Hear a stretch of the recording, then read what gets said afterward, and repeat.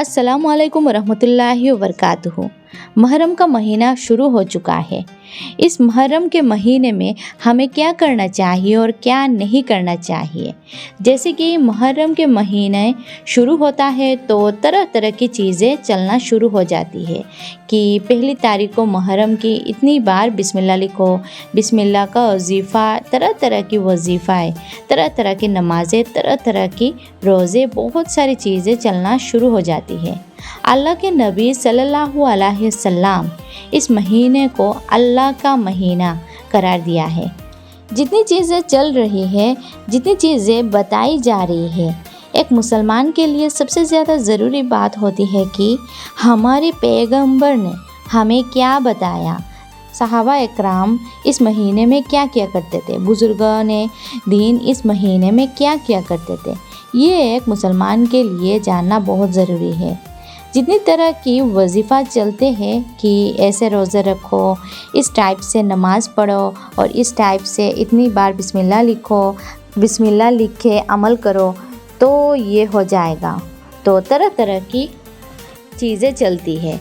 जो चीज़ अगर हमारे रसूल सल्लल्लाहु अलैहि वसल्लम के हदीस से साबित है, सहाबा इकराम की बताई हुई है, बुज़ुर्गों ने दीन में कभी ऐसा किया है तो खूब करें आप। क्योंकि अल्लाह के नबी सल्लल्लाहु अलैहि वसल्लम ने खूब इरशाद फरमाया कि मेरे और मेरे सहाबा के तरीक़ों से चलोगे तो वो कामयाब होगा, वो निजात पाएगा। तो हमें उनके रास्ते पर चलना चाहिए। जितनी तरह की चीज़ें हमारे मुआशरे में चल रही है, उनके सबूत ना तो कुरान से है, ना हदीस से है, ना सहाबा के अमल से है। तो जितनी भी चीज़ें सोशल मीडिया में चल रही है वजीफ़ा के शक्ल में, इनका बुज़ुर्गों से, सहाबा से, कुरान से, हदीस से, नबी से, पैगंबर से किसी से भी साबित नहीं है। इसीलिए जितनी भी चीज़ें हैं उनको छोड़ दे। अगर रखा है वो नमाज में रखा करे। अल्लाह के नबी सल्लल्लाहु अलैहि वसल्लम से एक सहाबी ने अर्ज़ किया, रसूल अल्लाह, रमज़ान के बाद किस महीने में सबसे ज़्यादा रोज़े रखे? तो आप सल्लल्लाहु अलैहि वसल्लम ने इरशाद फरमाया, रमज़ान के बाद मुहर्रम के महीने में तुम रोज़ा रखा करो। तो खूब रोज़ा रखे इस मुहर्रम के महीने में, जितना आपके मन करे। 10 मुहर्रम के रोज़े रखना ये तो सुन्नत है, लेकिन 10 मुहर्रम के अलावा पूरा मुहर्रम के महीने में रोज़ा रखने की फ़जीलत बहुत ज़्यादा है। तो मुहर्रम के महीने में हमें इबादत खूब करना चाहिए। जितना हो सके आप इबादत करिए, कुरान मजीद की तिलावत कीजिए, नमाज़ें पढ़िए, नफली नमाज़ें पढ़िए, तहज्जुद पढ़िए। तहज्जुद तो बिल्कुल मिस ना करिए। जितने भी दीन की काम है वो खूब करिए। आप सदका खैरत भी कर सकते हैं इस महीने में। लेकिन ये जो चीज़ें कुरान हदीस से, सहाबा से, दीन से साबित ही नहीं है, जैसे कि वजीफ़ा है, टूने टुटके है, रात में वो कर लो, ये कर लो, इन चीज़ों से बचिए खुदा के लिए।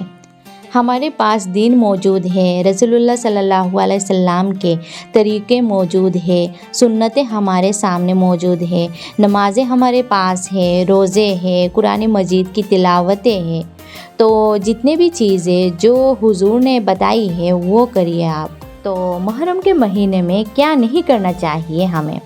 मुहर्रम के महीने को मनहूस नहीं समझना चाहिए, क्योंकि कुरान से मुहर्रम की फ़जीलत साबित है। मुहर्रम के महीने बरकतों वाला महीना है। ये महीना अल्लाह के महीना है। इसको अल्लाह का महीना हुजूर ने इसलिए की, इसकी अज़मत को बयान करने के लिए, इसकी फ़जीलत को बयान करने के लिए। तो जब मुहर्रम के महीना अज़मत वाला महीना है, बरकतों वाला महीना है, तो इससे मनहूस नहीं समझना चाहिए। आप मुहर्रम में बिल्कुल ये चीज़ें ना करें, जैसे कि डीजे साउंड वाली नात, नमाज़ें आप छोड़ रहे हो, रोज़े नहीं रख रहे हो और फिर 10 मुहर्रम को आप रास्ते पर लाइन लगाकर नात बजाकर चल रहे हो। नमाज़ें छोड़कर सड़कों पर जाम लगाकर डीजे साउंड से नात बजाकर दूसरे को तकलीफ़ पहुंचा रहे हो। تو دیکھیے، نمازیں چھوڑ کر اللہ کے نافرمانی کے کام کر اللہ کے نبی رسول اللہ صلی اللہ علیہ وسلم کے سنتوں کو چھوڑ کر، لوگوں کو تکلیف پہنچا کر، لوگوں کے حق کو مار کر، رزق کی ناقدری کر کے ہم یہ کہتے ہیں کہ محرم ہم ایسا منائیں گے، تو اپنی خواہشات کو قربان کر کے حضرت حسین رضی اللہ تعالیٰ جس راستے پر چلے، جس راستے سے انہوں نے زندگی گزاری، اسی طرح سے ہم زندگی گزارنے کی کوشش کریں گے۔ تو یہ کچھ باتیں تھیں جو ہمیں محرم میں کرنا چاہیے اور کیا نہیں کرنا چاہیے۔ اس کلپ کو زیادہ سے زیادہ شیئر کریں اور دوسروں تک پہنچائیں۔ اللہ حافظ۔